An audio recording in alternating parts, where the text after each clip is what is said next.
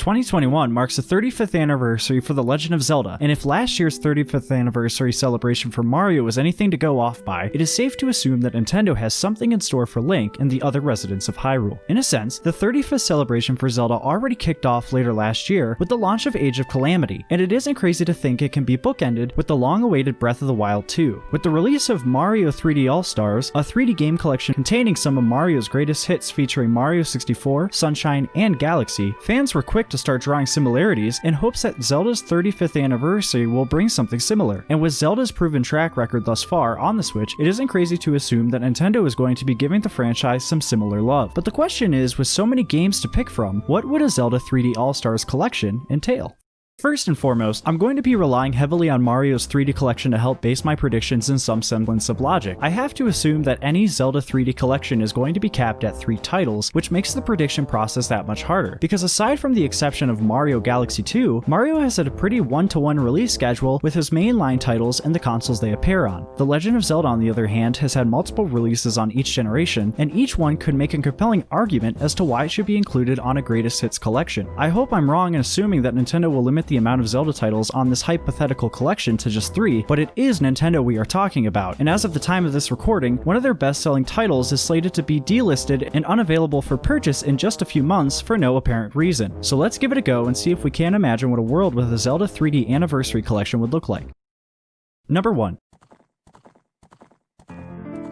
Alright, this one is a freebie, kind of. Of course, the first slot is going to go to The Legend of Zelda Ocarina of Time. Ocarina of Time needs no introduction. It was Link's first foray into the 3D play space, and for a lot of people, the first time they had ever experienced a 3D adventure in gaming. It is a quintessential part to gaming history, and naturally to the Legend of Zelda franchise. This is the game that set the stage for the franchise up until Breath of the Wild changed things all over again, and I don't think anybody is surprised to see this being included in the collection. The question is, however, does Nintendo do what they did with Mario 64 on 3D All-Stars and provide us with an emulated version of the original, or do they spend some time porting the 3DS remaster over to this collection instead? First off, let's address the Mario thing. I get why some were upset at the inclusion of the original Mario 64 over Mario 64 DS, but I think that the DS version took a lot of liberties and became something fairly different from the original title. Aside from the graphical overhaul, I do understand why Nintendo might have been hesitant in including that version over the original because it wasn't really the Mario 64 people had known and grown up with. Ocarina of Time 3D, on the other hand, doesn't have much of an excuse. Anybody who has played the 3DS version would probably tell you that this is the definitive way to play today, and although you can't beat the classic, the fresh paint job for the visuals and overall quality of life improvements they made modernized the game quite a bit while still managing to keep the spirit of the original alive. Players could also make use of the 3DS's gyroscope, which is commonplace on the Switch. Put the cherry on top with the Master Quest mirror mode, and you have yourself a solid package within another package. This of course comes with a big asterisk. Nintendo would have to put in the legwork of porting this version over to the Switch. Higher resolutions, updated textures, and a lack of the dual screen means that this version, albeit great, is probably not what we're going to be seeing in a 3D Anniversary Collection. It would be the superior choice, but realistically speaking, we have to assume Nintendo is going to utilize the same emulator they used for 3D All-Stars and sell us a ROM of the N64 version of the Ocarina of Time. And don't expect Majora's Mask. Maybe in a world where Nintendo actually does port the 3DS version of Ocarina of Time to Switch, we could see them ride the coattails of that work to get the 3DS version of Majora's Mask out as a separate release at a later date, but if Nintendo is going to maintain the "this is just something fun to celebrate" attitude they had with Mario, we're getting the N64 version of Ocarina, and that's it.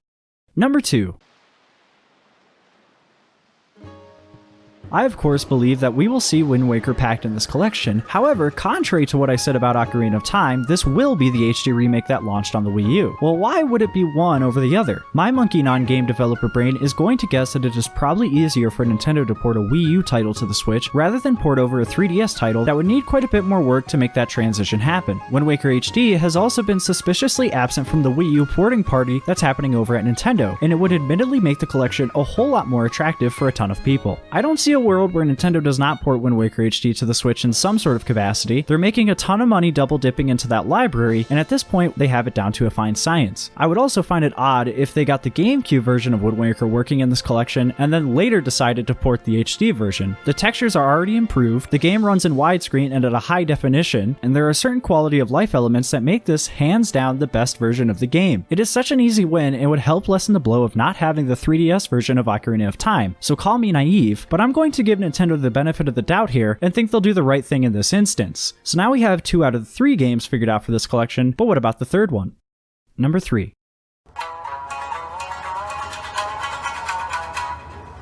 We would like to play. Now this choice keeps me up at night. We have 2 obvious contenders, Twilight Princess and Skyward Sword, both mainline Zelda titles and both huge representatives of Zelda for the Wii. On one hand, somebody could make the argument that it would be Skyward Sword because that's the true Wii Zelda since Twilight Princess was on the GameCube as well, but I think most probably associate Twilight Princess with the Wii over the GameCube, just like we associate Breath of the Wild with the Switch more so than the Wii U. But Skyward Sword has been locked behind the Wii for so long, and it's time for Nintendo to get that title out with a more traditional control scheme to be played on current platforms. So I'm going to give a bit of a cop-out answer here. I believe that Twilight Princess HD will be what gets added to this collection, but Skyward Sword will see a Mario 3D World-esque standalone full-fledged re-release. First and foremost, why Twilight Princess for the collection? Piggybacking off my Wind Waker argument, this game has already been ported over to the Wii U with all of the resolution and texture upgrades we would want to see in this type of collection. So bring that boy over to the Switch and call it a day. Next, a control scheme. If Nintendo wants to pull the Galaxy route here and allow for motion controls in Twilight Princess, this is objectively the easier out of the 2 to adapt. Most of the current controls require simple waggles, and the gyroscope will work for things like aiming your bow. Moral of the story, if they can get the Joy-Cons to replicate the Wii control scheme for Galaxy, Twilight Princess isn't that much of a stretch. Skyward Sword, on the other hand, is a totally different ballgame. The game, unfortunately, was a slave to the Wii Motion Plus accessory, and required fairly precise motion controls to be playable in its current state. The gyroscope and the Joy-Cons could make that work, but this game needs a proper overhaul to just be played with a normal controller. A lot of that game is going to be changed, and I think it's going to be such an undertaking that will warrant its own standalone release. I believe Skyward Sword will come out to the Switch, and there are already rumors that suggest so. However, it won't be through the 3D collection.